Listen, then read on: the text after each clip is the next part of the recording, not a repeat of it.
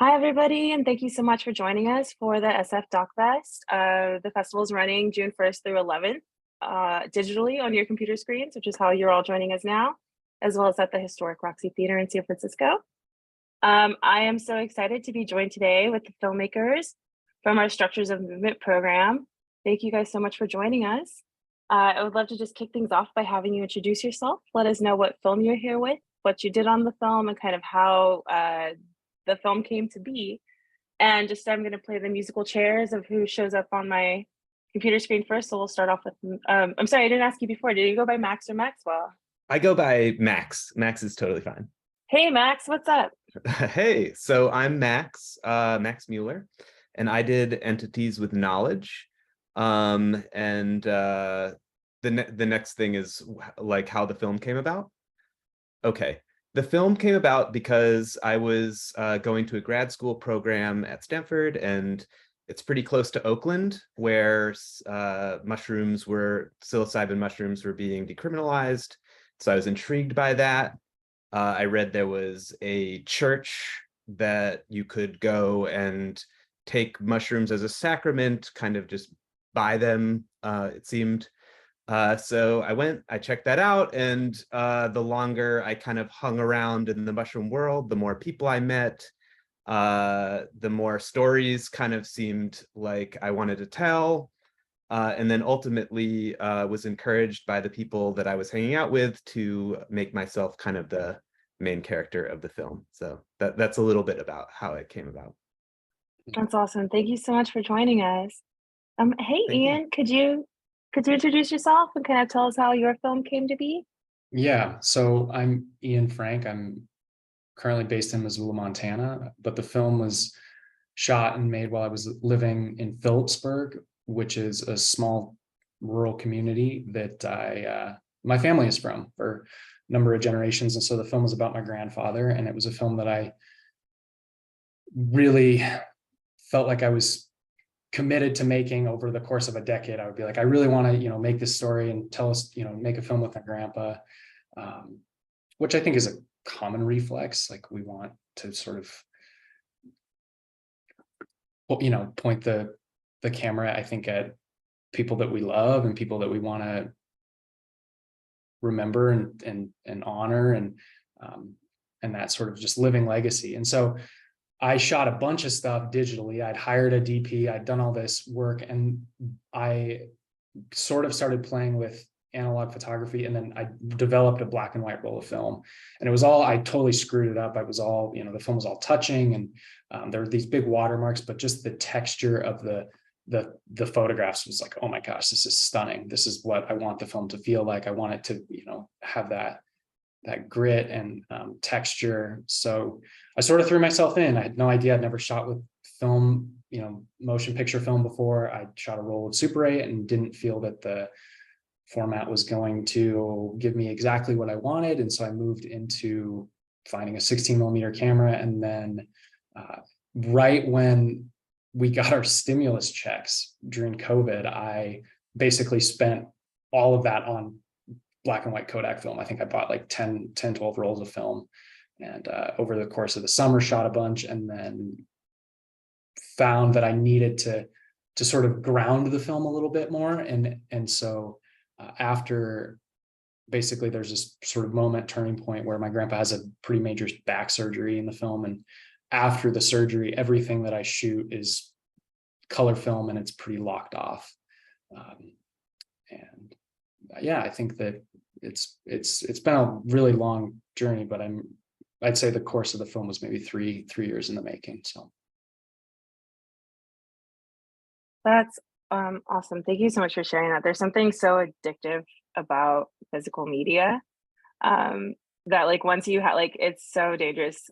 I think like back in my early film school days, I was like, oh, I don't make enough money to keep on doing this. And especially now, with the changes in technology, it's even less accessible. So my hat is always off to anybody who gets in there and plays with the magic of celluloid, because it just makes for such a beautiful ephemeral product. And especially in the case of your film and art of maintenance, right? You are looking backwards in this way through your relationship with your grandfather. And just to stay with you, I was wondering if you could talk about kind of the reflexivity of that, right? How did you make the decision to not just document your grandfather, but bring yourself into the story? Right. That's a great question. And I think that a big tool, obviously, in the film is the voicemails. And so there's this communication that's directed right at me, which felt, I didn't know that that was going to be used. You know, I had saved all these voicemails that he was leaving. And I think my own journey, I mean, I had you know, I've just had a real challenge, I think, with alcohol and using that as a coping mechanism for stress, and had a real traumatic moment, basically, where I was out at the bar pretty blackout, and actually was given a psychedelic mushroom in the middle of, you know, being blackout. And that was a really traumatic experience. And I think it, you know, through that bad trip, I mean, I was really fixated on the film still. Like, I was still so front of mind, and I felt like I was just losing everything, and I wasn't going to be able to put any of this stuff together. And so it sort of catalyzed my, you know, I mean, it's catalyzed my sobriety, and it also allowed me the, you know, the freedom to pursue making the film. And so it felt important to try and reflect that, but not in a very heavy-handed way. Like, I didn't necessarily need to, I didn't want to explain any of the things that had happened. I mean, it's impossible. Like, there's no words for those experiences. But I think I wanted to try and communicate to the community that I was, you know, in Phillipsburg, what had happened, and also communicate to my family, you know, what had happened. And so I don't know that I really made the choice to put myself in the film. It just sort of happened. And then reflecting on it and having, you know, really important conversation with Michael Workman, who's a programmer at Big Sky, and is based in San Francisco and is amazing. He and I really talked about, like, okay, so how do I, you know, how am I transformed by that journey? And I think that's what we want to see when we're, you know, making films and telling stories, is like, what is that human transformation? And it wasn't about my grandfather's transformation. You know, it was his impact on me that, you know, and then there was these lessons and these traumas that I sort of had to move through. But I mean, I don't know. Long answer short, I don't know. Sometimes it just calls to you, right? It's what feels natural. And Max, I feel like, you know, obviously I was saying this before we started, but your two films kind of call out to each other. So I'm actually really glad that it ended up being us three here on the Q&A today. And I was wondering if you could just talk about that process, right? You said, you know, as you're discovering the story, right, you think, oh, yay, mushrooms, right? Like trippy, whatever. You don't really think of it as a medicinal thing, as like a spiritual thing, as a therapeutic thing. What was that decision like for you, right? Because you are so incredibly vulnerable in the way that you portray your experience throughout the film, right? It's kind of what makes all of the other things have this stickiness in the conversation about what it is to be somebody who uses it medicinally, or somebody who uses it as like a fancy social, like, I don't know, like woo woo like spirituality drug. But like, can you just talk about how you were able to center yourself within that Yeah, story? absolutely. Yeah, thank you. So, you know, I was drawn to psilocybin mushrooms as a topic, partially because, you know, there's a lot of conversation around it being used for mental health. And also because I had like a very negative experience with it at an earlier time. And so I was kind of like wanting to approach it from a distance, and maybe through these other people, maybe like dip my toe in the possibility of you know, doing a therapy session myself or something. And, I also had done personal films before, so that's kind of like a long-standing process for me, but I was like, really, like, this one, I don't want it to be about me. I want it to be about somebody else. And yeah, a few people, it just became clear, like, people really were excited for me to try it. Basically, they were like, we can tell you all about it, but like, you really need to try it. And it's definitely like kind of scared because it had this negative experience. um I think the other thing is just in terms of that relationship of me as a character in my own film. um I like it, not so much because I'm like that interested in myself, so much as like I'm a person who, if I'm in my film, it removes some of the ethical questions of somebody being in a film. I can check in with myself in a pretty deep way. So it allowed me to kind of like film a potentially transformative experience that's very vulnerable. Because I knew I was okay doing that, and I was sort of in control. Um, and then I think the other thing is about me being the main character. I wanted to make sure that I wasn't constructing a film that had sort of like a master narrative around mushrooms, just because there are a lot of narratives and I don't feel like I have any claim to mastery over mushrooms. Like, I just, there's a lot of different ways to think about it.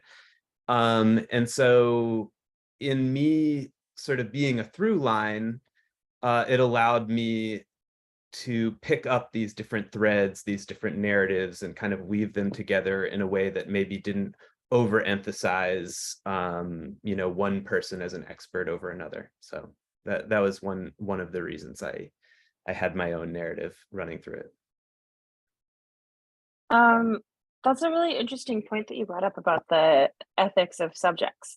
I don't think I've ever really thought about it in that way, but yeah, that's actually a really cool way to think about, right? Like there's like the adage in screenwriting, like remember that everything you put on the page somebody has to do, right? Like Right. so there's something just like really lovely about that sensitivity around that topic. So hats off to you. I have another duo question, just again because your films do have so many parallels. Can you talk about the biggest challenge of kind of turning the camera on yourself? And Max, I'm going to kick it back to you, and then we'll head over to you, Ian. Sure. Oh man. The biggest challenge. I mean, yeah, the trip was super duper messy, and it was like 6 hours of emotional messiness, and it was just really hard to spend that much time with myself, having a difficult time, basically. um so in the edit, it was really difficult. It was really difficult to know, kind of, to attempt to have the kind of emotional distance to sort of anticipate what an audience's reaction might be to me. So that was really difficult. And then also being filmed, like, it worked as a form of healing, but it wasn't helped by a camera crew being there. Like, that was definitely a detriment. um and so I think that was also difficult. This is so specific to my film, but like, having a crew there, like, watching me, and then having that be like coming up as part of my trip, and sort of trying to figure out how I felt about all of that while I had much deeper work to do. um so that was tough. And then I think, one other thing I'll say is, screening it has been tough. My film, I think, my character is a little bit of a trickster clown in my film. Like, I think I encourage people to laugh at me a little bit. And audiences have had just a really broad range of reactions to the film, and especially to me in the film. And some people don't like me that much. So or like I've had people kind of talking over the film in an angry way, which like kind of hurts, but I'm kind of like, well, that means it's doing something. So I'm sort of sorting out what that all means. And that's been a challenge, but I think it's good. For sure. It's like the dialogue is interesting, but you have to also like have the ability to like step aside and like be like, I am not the object. The object is this. I am Max. It's Yes. fine. But then it's like not, because no, I feel that. Well, thank you so much for sharing. Thank you. How about you, Ian? Like this such an incredibly personal thing, and like a thing that's an experience that like is ever evolving in your life now. Like what were the challenges of kind of bringing that to light within the filmmaking process? Yeah, I think I can echo some of what Max said about finding it in the edit and having that emotional distance from the film.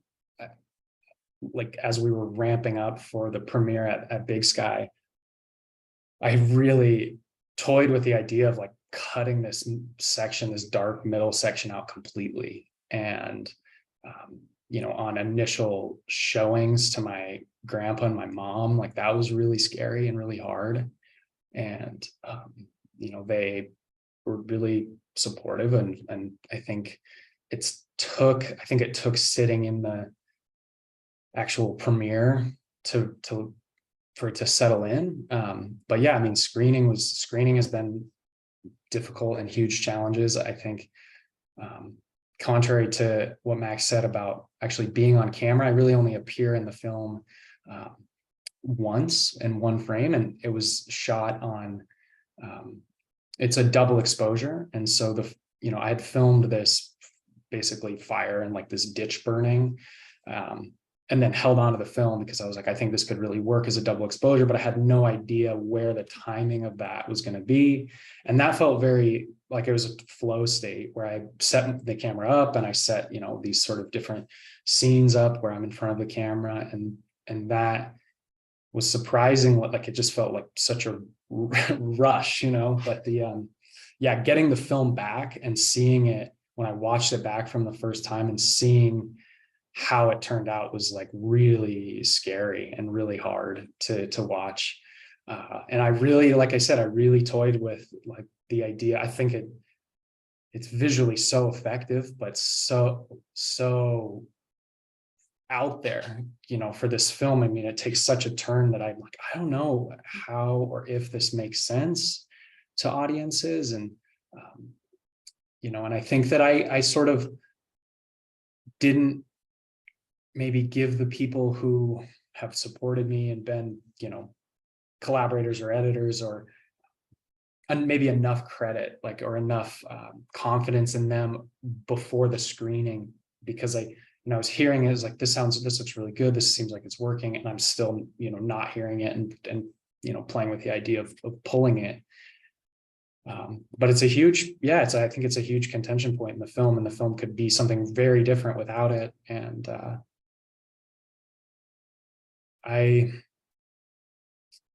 and I still struggle with what to do with that section. And I'm still sort of trying to work on the edit to make it maybe bigger and call on more historical, mythological like references visually, so that it feels it maybe feels grounded in something